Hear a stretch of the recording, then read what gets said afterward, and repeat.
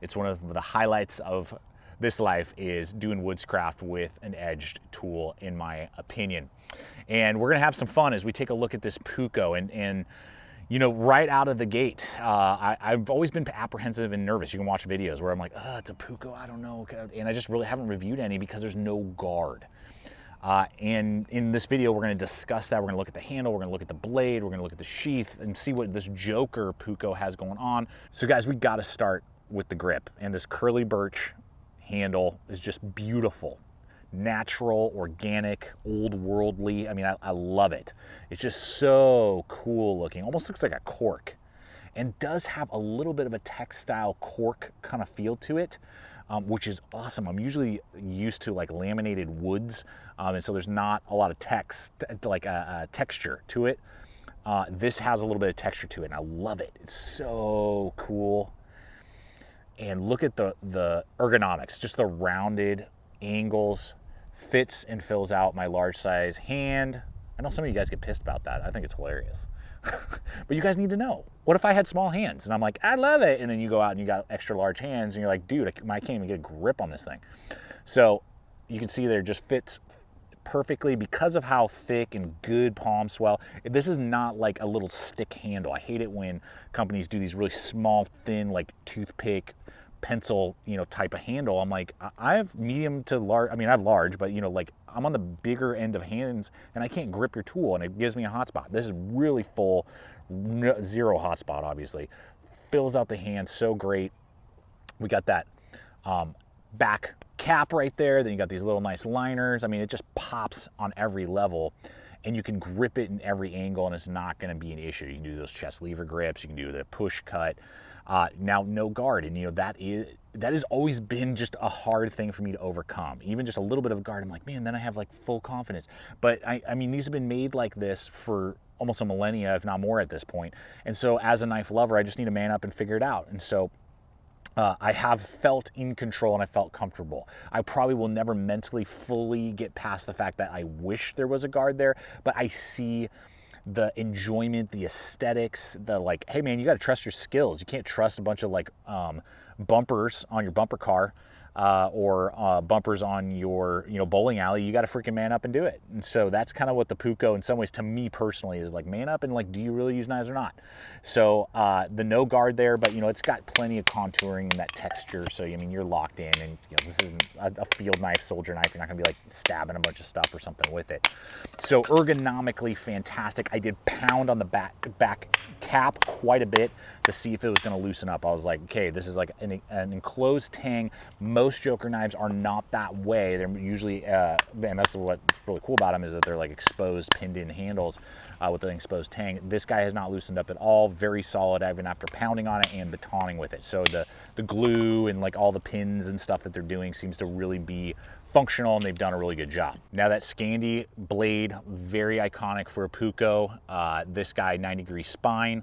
It is made out of a stainless, which is great, so you're not gonna have to worry about rust, particularly if you're like in cold weather environments, you know, that type of stuff. And so you're gonna be able to get a Sandvik 14C28N on this. Great steel. It's got a Rockwell 58-60 on it, and Joker has been using that steel for quite a long time. I've seen great results from them with that particular steel. So good edge retention, very tough. And it's not, you know, super steel or anything like that. So it means that you can also sharpen it up easily in the field. And it's not this like super steel. You're going to have a kind of a hard time resharpening if you were to damage it. You know, obviously that SCANDI grind with that 0-degree bevel. So it's wicked sharp. Now it's kind of, you know, a thinner, narrower, meaning from spine to edge, narrower blade shape, which is iconic of this style of blade. And because this is 3.2 millimeters, which I believe is 0.13, maybe 0.14 on the thickness, it is a more stout, robust spine. And with the edge geometry, but basically with SCANDIs particularly, you either have these really thin blades or you have these kind of heavier built, more like a Mora Garberg style blade. So this is definitely on the thicker end. Great for carving, great for woodscraft of any kind, bowl cutting, notching. you know, carving, whittling, all of those things. But because of that thickness, if you're used to the really paper thin blades with SCANDI grinds, it is a learning curve. I have to hold it and use it and connect with the wood in a different way than, say, with like a 0.09 or 0.9, you know, thick Mora or something, you know. So that's something to consider. In food prep, it's just not great. It's just a thick, short SCANDI grind, meaning from edge to spine again. So food prep, it's kind of lackluster at best. But for the Bushcraft aspect of the tool, which is what it's designed for, it is excelente. Now the sheath is everything that we know from Joker knives. Good quality leather, good stitching all the way through. We do have a little drainage hole right there. I have to check sometimes. I always forget like which knife am I holding, which sheath am I working with. This one does not have fire steel loop. I'm not sure if the Puukko model does. Many of their designs do have a loop, and it comes with a matching fire steel to whatever handle material you have, which is pretty cool. Now this is a dangle, just so good, really well designed there. Now the one aspect, it's cool, but it's always with the tension on the buttons. The button snaps on their leather sheaths have been not good on retention. So without much effort, you can see there I can pop that off. Now the cool thing is I can remove, a little tricky, the dangle. So if you want to just ride it like that standard on your belt, you do have that option, so that's genius. But this is pretty loose here, and without much tension I can pop that sucker off. So my opinion would be you should probably pick one or the other and then super glue that button. That's what I would do, just so you don't accidentally lose your cool Puukko. So just something to consider there. Other than that, the sheath is awesome.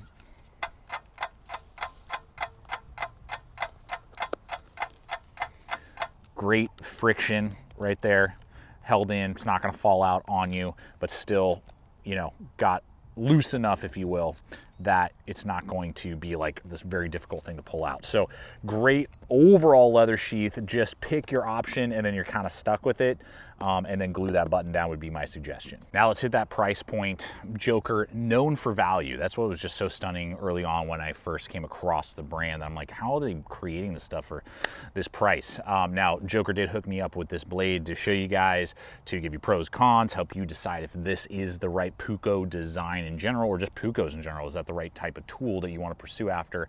And so that I can give you guys that type of data so you can make a wise choice.